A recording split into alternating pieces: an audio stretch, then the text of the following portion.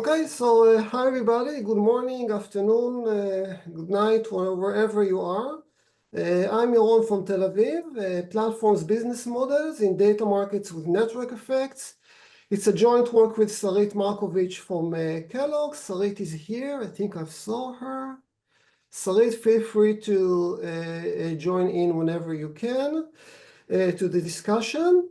That will be an excellent opportunity for me to present the paper now, because now we're revising the paper. So comments, suggestions, and feedback are most welcome.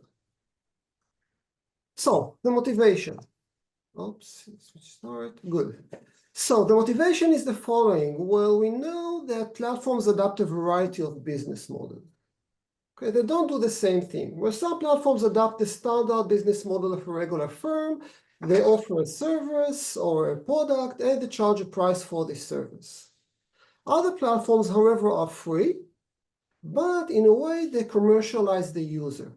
That is, they collect data from users and sell it, or they push advertising to users, or they do both. They collect data and based on the data, they push advertising to users. And recently, a lot of platforms actually started to do both, to offer both a paid version and a free version, and let users decide which version, which plan they want to adopt. So generally, we can think of three business models that platforms can adopt. The first business model, we're going to call it a subscription-based model, in which case you offer a service and you charge a price for this service.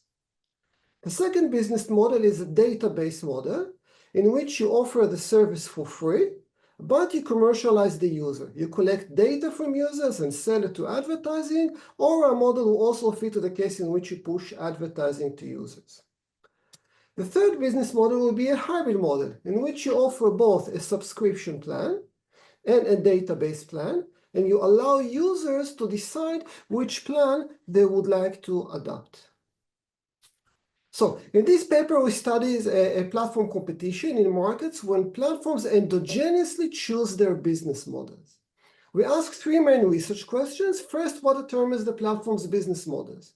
And in particular, here we're interested in how network externalities affect the platform business models, and as I also show, and also how competition affects the platform business model in comparison with the case in which the platform is a monopoly. Okay.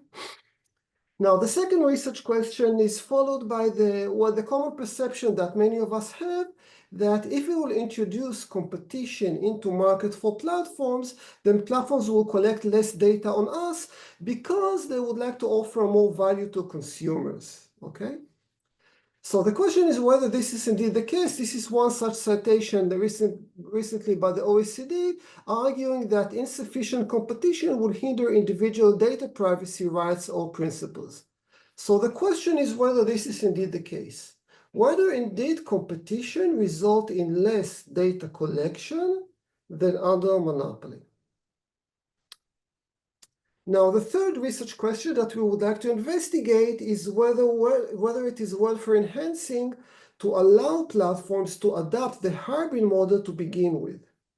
And this is motivated by the GDPR, who, to the best of our understanding, does not allow platforms to price discriminate based on agreeing to share or not to share their data to the platform. So what we do in this paper, we study platform competition between an incumbent platform and an entrant platform, when platform can commercialize the user's data, and platform competes by choosing their business models. There are two main features to the model. The first is that we're going to introduce network effects. We're going to study how network effects determine the platform's business models. Second, we're going to assume that users don't like it when they are being commercialized. They don't like it when the platform collects data on them, and that users are going to differ in the disutilities from commercializing their data, such that some users are going to be very sensitive to their privacy, other users are not going to be as sensitive to their privacy. Okay? We established three main results. The first result is that we find that competition can motivate an incumbent platform to switch from the subscription-based model to the hybrid model if network effects are high. but it can motivate the same incumbent to switch from the hybrid model to the subscription-based model if network effects are small. We also find that competition may result in more data collection than other monopoly, actually, and I will soon show when and why this is going to be the case. And finally, we show that the hybrid model is welfare enhancing if network effects are high, but it can be welfare reducing if network effects are intermediate. And in such a case, it might be actually profitable for welfare to forbid platforms from adopting the hybrid model.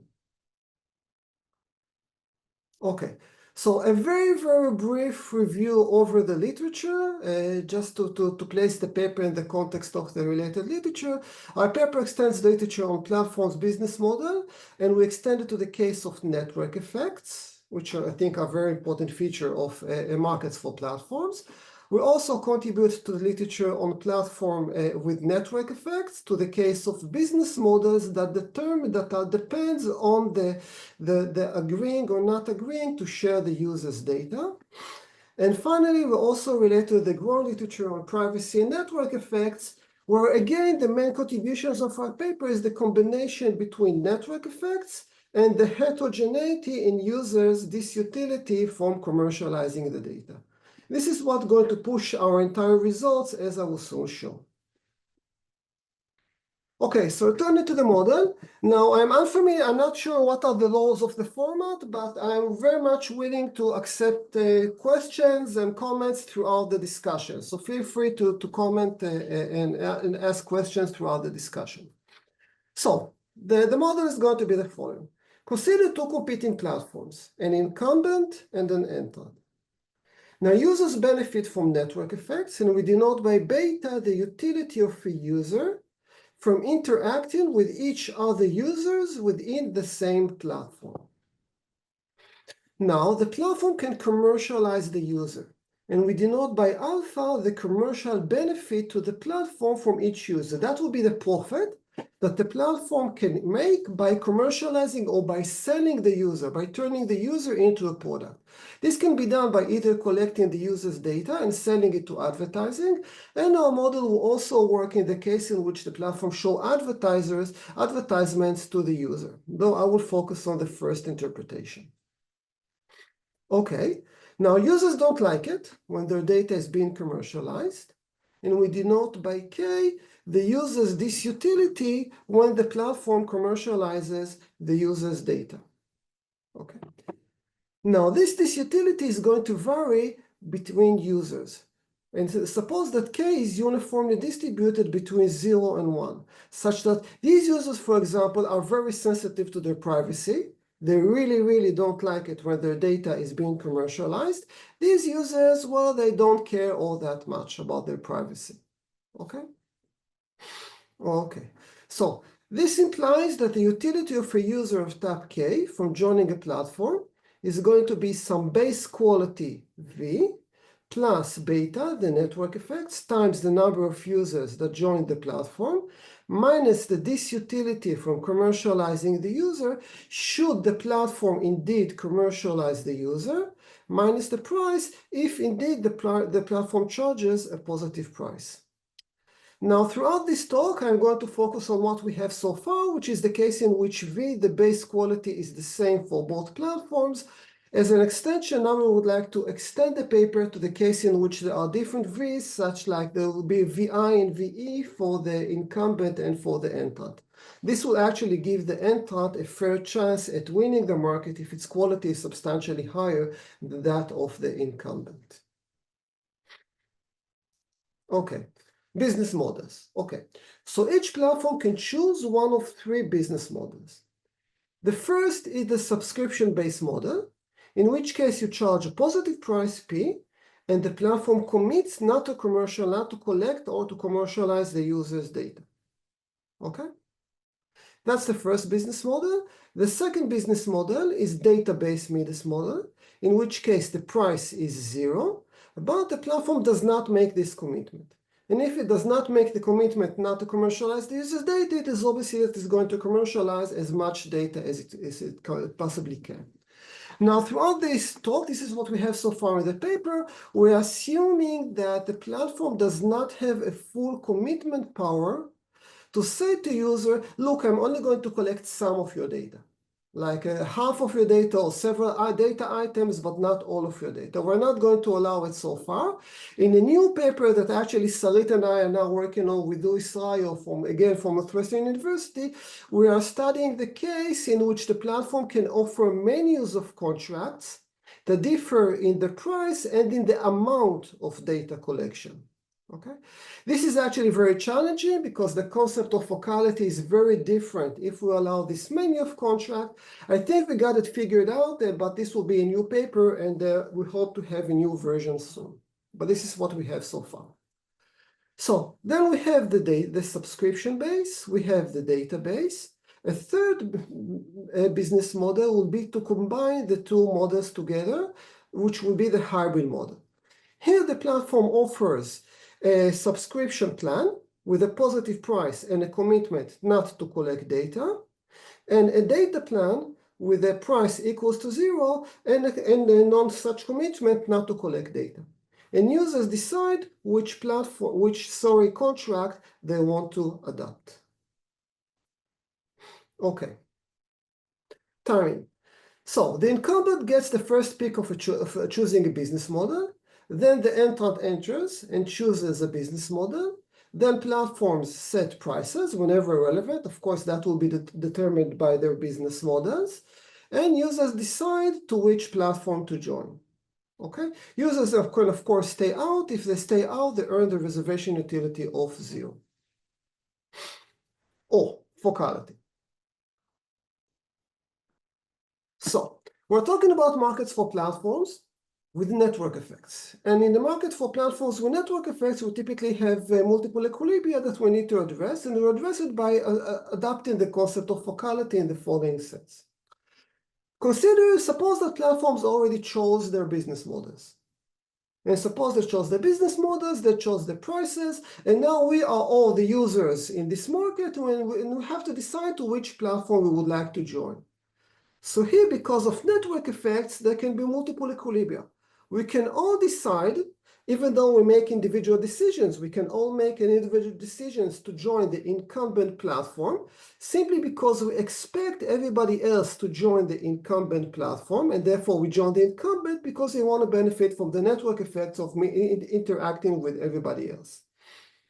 Alternatively, we can play the equilibrium in which we all join the entrant. Again, expecting that everybody else will join the entrant, and therefore we join the entrant in order to benefit from the network effects at the entrant. Now, whenever these two outcomes exist, given again the business models and the prices, we are going to assume that the incumbent is focal. That is, users expect other users to play the equilibrium in which they join the incumbent platform. So why is that? Well, in the background of the model, you can think of the case in which the incumbent is an established platform, okay, such that everybody are already used to joining the incumbent because of some customers in Asia, and therefore, unless something very surprisingly happened, they will continue to join the incumbent. Now, notice the two comments that I would like to make about focality. First, our assumption that the incumbent is focal does not mean that the entrant cannot win the market. It means that there is a more stricter condition on the entrant. The entrant needs to make sure not only that there is an equilibrium in which everybody joins the entrant, but that there is no equilibrium in which everybody joins the incumbent. So the entrant would have to eliminate this equilibrium as an option. Then with that, the only equilibrium remaining, users will indeed join the entrant. This is one comment. A second comment, which is going to be very important for what follows, notice that the incumbent focality advantage provides the incumbent with a strong competitive advantage. It is easier for the incumbent to win the market than it is for the entrant. And this focality advantage is going to be stronger as network effects increases.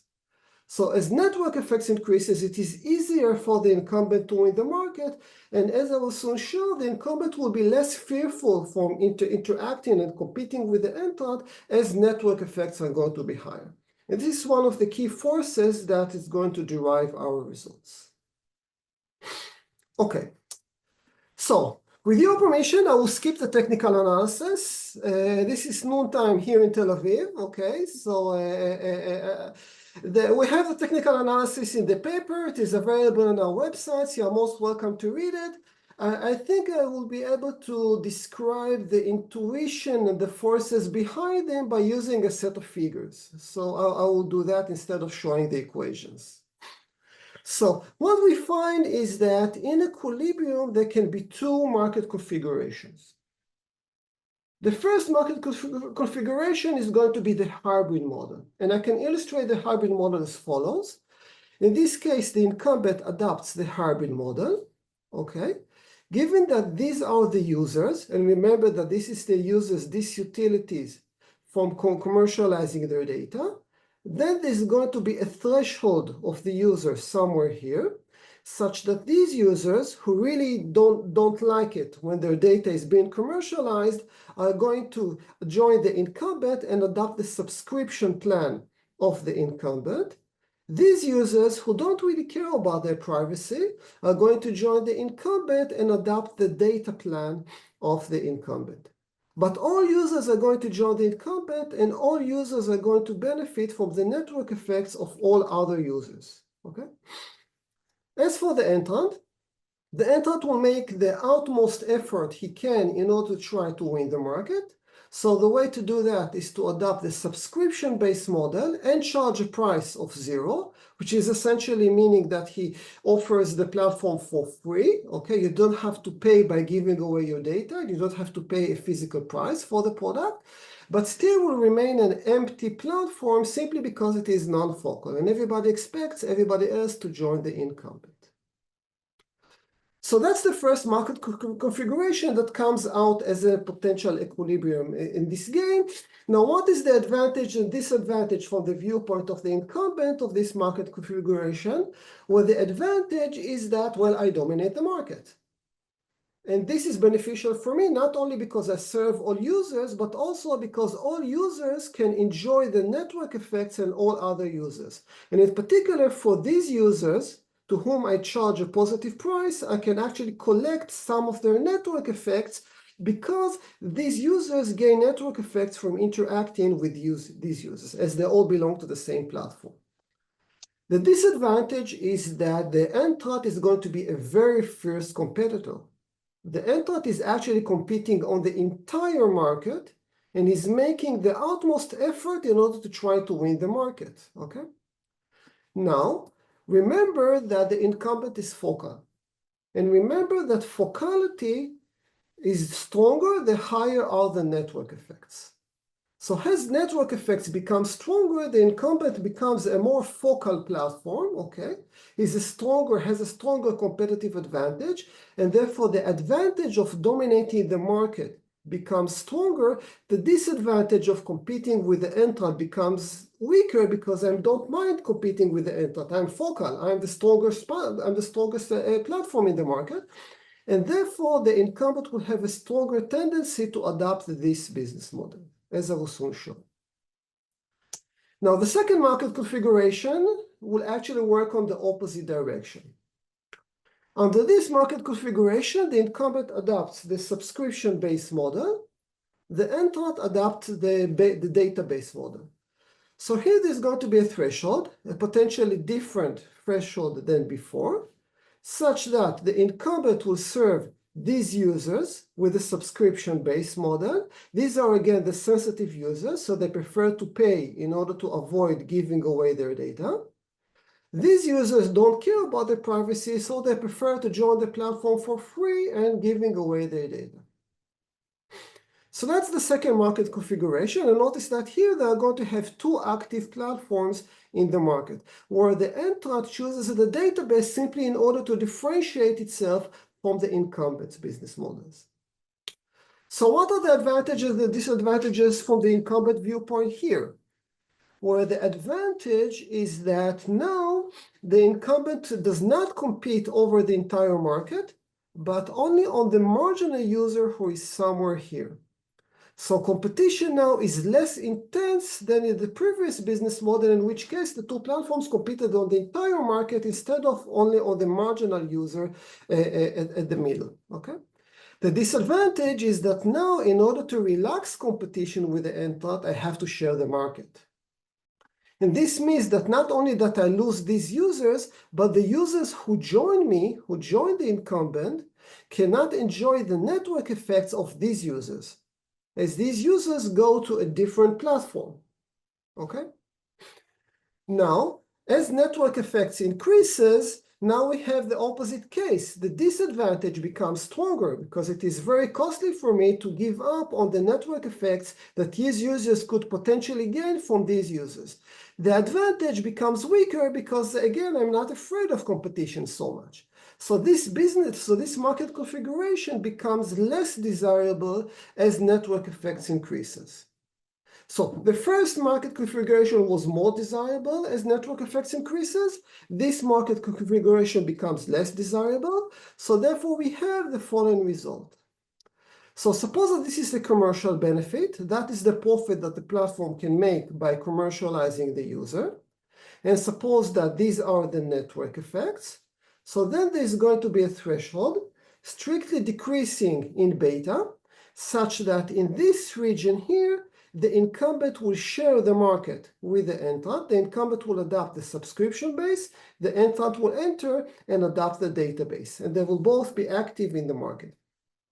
Here in this region, the incumbent will adopt the hybrid model and fully dominate the market. Okay, fully dominate the market. Yes. Okay. So what's the intuition? And again, the intuition is the following, and I can show it in two directions. First, fixing the commercial benefit. If network effects are small, the incumbent fears from strong competition with the entrant. My competitive advantage due to focality is not very strong. I fear competition, and therefore I would like to, in a way, live and let live. I would like to share the market with the entrant in order to avoid fierce competition, and the way to do that is to adopt the subscription base and let the entrant enters with the database. As network effects increases, my focality advantage becomes stronger. I'm a much stronger competitor, and therefore I don't mind all that much the competition, the competitive threat by the entrant, and therefore I will go for dominating the market. And the way to fully dominate the market is by adopting the hybrid model. Now, another way to see the same intuition is by fixing the network effects. And here it is simple. Well, if the commercial benefit is small, then of course I will adopt the subscription-based model that does not require data commercialization because the profit from data commercialization is low. As the data commercialization profit becomes higher, I will adopt the hybrid model, and this allows me both to commercialize data from users with low willingness, low disutility, and to charge a positive price for users with high disutilities from commercializing their data. So that's the first result. Notice that the incumbent never adopts the database model. And the intuition for that is that, well, as I was saying before, if the commercial benefit is small, then there's no point in adopting the database model because then the commercial benefit is too weak anyways, so there's no point in commercializing data. If the benefits from data are high, then we have the result that under some market conditions, should the incumbent adopt the database model, then the entrant is going to enter with a hybrid model and actually be able to monopolize the market. And the way to do that is to charge a very low price for the subscription plan in order to attract users to the subscription plan, and then use the network effects of these users in order to attract users into the data plan and collect their data and sell it. And in order to avoid that, the incumbent will adopt the subscription-based model. So what do we observe the database model in reality? Well, we do observe in reality that a lot of incumbents there is this trend in which they shift from the database to the hybrid model. And also we're now in the process of trying to change our model in order to challenge this result further. Okay. Yaron, there is a question. Yeah, sure. Oh yeah, I can see it in the chat. Yeah. Yes, so let me read it out. In the low beta case with entry, is there incentive for the incumbent to make its network compatible with the entrant to soften competition further? Oh, I haven't thought about that one. I haven't thought about that. Incumbent to make its network compatible with that of the entrant. So that will be, in a way, yes. That's an excellent question. That's an excellent question. I didn't think about that one. I don't have an answer on the top of my head. I will have to think about that. So That's a good question. at the moment, the assumption is that there is incompatibility between the two networks. Look, Which, I'm by the being way, recorded, so I was trying to be careful. But my initial intuition tells me that, in the case in which the platforms adopt different business models, the SD or DS, then indeed both of them will have an incentive to make their platforms compatible.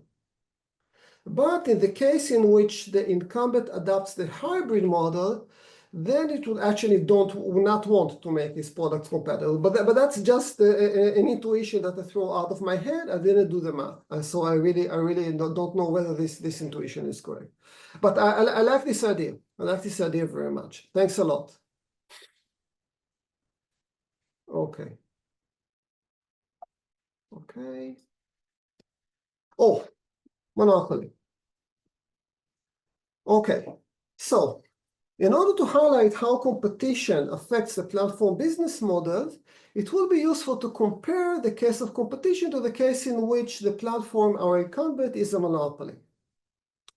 So here again, there are two options. First, it will adopt the hybrid model. And under monopoly, the advantage of adopting the hybrid model is that you can commercialize these users, the data from these users. The disadvantage is that if you commercialize these users, then you don't collect their network effects because you don't charge them a positive price. You're a monopoly, then you could potentially charge them a positive price and collect all of their network effects. And therefore, under monopoly, the hybrid model is more profitable as the commercial benefit increases and as network effects decrease. Oops. Another option will be to adopt a subscription-based model. Under the subscription-based model, if I am a monopoly, then I can fully dominate the market. I don't have to fear from the case in which the entrant will enter and steal some of the users, these users, as we had in the case under competition. So here the advantage is that I can charge a price that fully collects the network effects from all users. That's going to be the advantage. The disadvantage is that I do not commercialize data. So this subscription-based model is going to be more profitable as network effects increase and the commercial benefit decreases.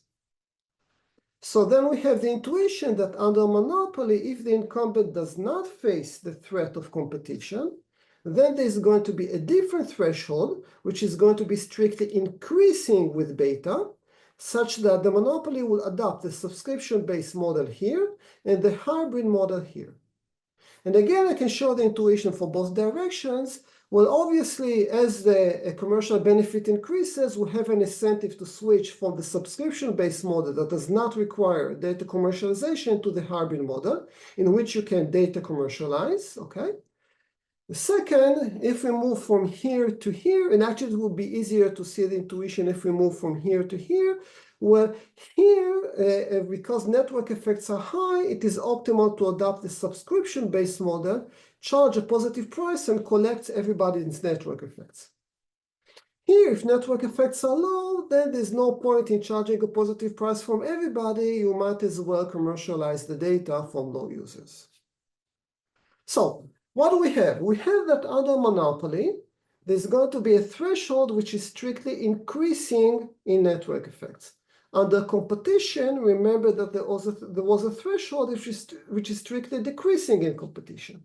So therefore, we can combine the two thresholds under monopoly and under competition and show that there are two regions to consider. First, in this region, the incumbent is going to adopt the subscription plan under both monopoly and competition. So here, competition does not change or does not affect the incumbent's business model. And again, the intuition here is that very simple. Well, if the commercial benefit of data is small, then it is always optimal not to commercialize data and use the subscription-based model, and the incumbent will do so both under monopoly and under competition.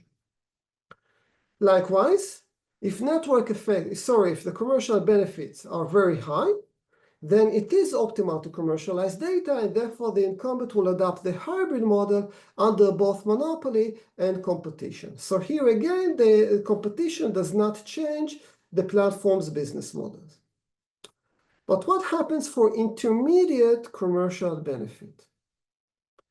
So let us start with the case of low network effects here in this region.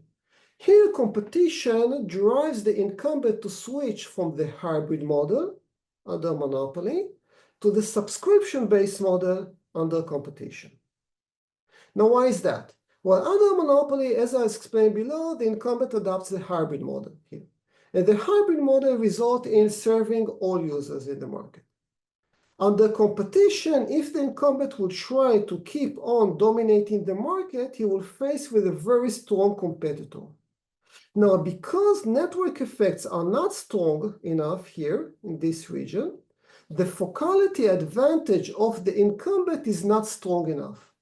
And therefore, it will be very painful for me to compete aggressively with the entrant on the entire market in the hybrid model. And therefore, again, I would prefer to live and let live by switching from the hybrid model to the subscription-based model, allow the entrant to enter with the database model and share the market with the entrant.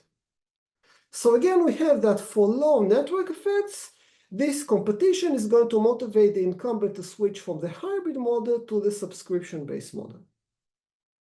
In this region here, we're going to have the opposite effect. Here under monopoly, the incumbent adopts the subscription-based model. Under competition, the incumbent switches to the hybrid model. And why is that? Well, here, if the incumbent will remain with a subscription-based model under competition, then the entrant is going to enter with a database and share the market with the incumbent. But here, network effects are high. So the incumbent has a very strong competitive advantage. I'm focal. Everybody expects everybody else to join me. And because I'm a very focal and strong competitor, I can afford myself to compete on the entire market here. And therefore, I will switch from the subscription-based model to the hybrid model. Here, I will not fear from competition. I will be a very aggressive competitor and compete on the entire market. So here, we're going to have switching from subscription-based to the hybrid model. Okay, so that's the first main result of our paper. The second main result of the paper concerns the question of whether under competition, platforms collect more or less data than under monopoly. Okay, so let us start with this region here. In this region, the incumbent adopts the hybrid model under both monopoly and competition. But under competition, the entrant enters, steals some of the users from the incumbent, and therefore the incumbent has to lower its price for the subscription ban. So we have here that indeed here in this region, competition indeed result in less data collection than under monopoly. Now, what do we mean by less data collection? We mean here that,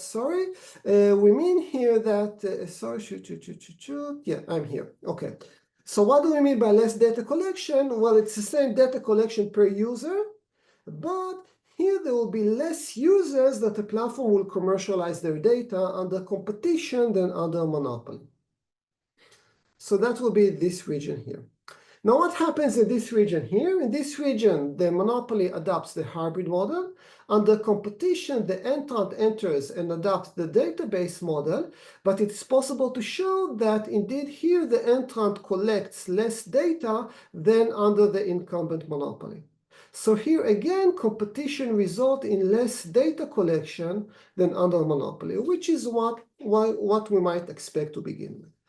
So first result is that above the green threshold, competition results in less data collection than under monopoly. But let's see what happens here. First, let us consider this region. Here under monopoly, the incumbent does not collect data. Under competition, the incumbent switches to the hybrid model and collects data. So here under competition, there is more data collection than under monopoly. In this region too, the incumbent does not collect data under monopoly. Under competition, the entrant enters with a database, gains a positive market share, and collects data. So again, in this region, there's going to be more data collection under competition than under monopoly. So therefore, you can conclude that below the green line, then there's going to be more data collection under competition than under monopoly. And actually, the region in which this occurs is actually going to be increasing with network effects. As a final result, we also looked at the case of what happened if the hybrid, if we do not allow platforms to adopt the hybrid model. So suppose that both platforms are forbidden from adopting the hybrid model. They can only choose between the subscription and the database model, okay? So here we find the following result. In this region here, the incumbent adopts the hybrid model in equilibrium, and this is going to be welfare enhancing. And the intuition is that because in this region network effects are high, these are the network effects, remember, then it is optimal for social welfare to have all users at the same platform. So it is welfare enhancing. In this region, however, when network effects are intermediate, it is still optimal, it is still worthwhile to have everybody on the same platform, but less than before. But also here, if you allow the incumbent to adopt the hybrid model, the incumbent will actually collect too much data from the viewpoint of the social planner, and therefore in this region, allowing the platforms to adopt the hybrid model is going to be welfare reducing. And in this region, of course, platforms do not adopt the hybrid model to begin with. Okay, so this is what I have so far. I will conclude here. So we consider platform competition with network effects. When data has commercial benefit and users differentiate this utility from commercializing their data, we find three main results. First, we find that for intermediate commercial benefit, competition is going to motivate an incumbent platform to switch from the subscription-based model to the hybrid model where network effects are high. But it's going to motivate the same incumbent to switch from the hybrid model to the subscription-based model if network effects are low. We further find that competition may motivate the market to commercialize more data than other monopoly. And this region is actually going to increase the higher our network effects. And finally, we find that the hybrid model can increase welfare in comparison with the case in which platforms cannot use the hybrid model if network effects are high, but it's going to reduce welfare otherwise. So this is what we have so far, and thank you very much. Thank you, Yaron. So, and right on time too. Now, Tat Haute will discuss, and Tat, you will have 5 minutes for discussion. No slides necessary. Looking forward to it. All right, thank you. So I would like to thank the organizer for the opportunity to discuss this paper. So it's very enjoyable, and Yaron has done a very good job presenting it. So overall, I think it's very nice and delivers concrete answers to the questions that they initially posed. So what affects platform choice of business model, and what are the implications of the intervention? So I think the paper is fairly polished. I will just raise some comments and thoughts that are hopefully useful when Sarit and Yaron are revising the paper in the future. And so I just realized that some of my comments has been partially nullified by the ongoing work that Yaron mentioned, but nonetheless, I will still mention them as they could be a starting point for others to ask questions. So in this paper, the database model is always suboptimal, except when used by the entrant to strategically create differentiation. However, there seems to be a built-in disadvantage for the pure database model because the platform adopting it cannot choose to make any action. So for example, in the monopoly case, it cannot do any optimizations when there are changes to the model primitives, which are relevant in the comparative statistics. And in the competition case, it is akin to commit to not competing aggressively. And so intuitively, this is quite bad because it's the exact opposite of the classic entry deterrence type logic. And so I tried to look further and think through the examples. So the paper put up two key examples for the hybrid model. So one is Facebook, which offers a menu of pay option plus free option in response to the recent EU intervention. But clearly in this example, we see that Facebook probably wouldn't have introduced the paid plan absent of any intervention. So this tells us that there should be some sort of advantage for the pure database model. However, the current model is somewhat silent on this because in both the monopoly model and the competition model, the incumbent never choose the database model. Now, another example raised in the paper for the hybrid model is Netflix. So it has a standard pricing tier and the ad-supported tier. However, in the US, we see that the ad-supported tier still involve a price of $6.99 the last time I checked, and then there's a standard tier of $15.49. So this suggests that even in the database model, right, or hybrid model, there should be some sort of levers for control on what is being offered in the free version. So one possible solution or argument here is to say there's some sort of boundary condition argument saying that, well, platform wants to give a negative price, but it couldn't, and so the price is zero. But because the paper is doing a comparative static for general alpha and beta, so I don't think this kind of argument always hold for any alpha and beta.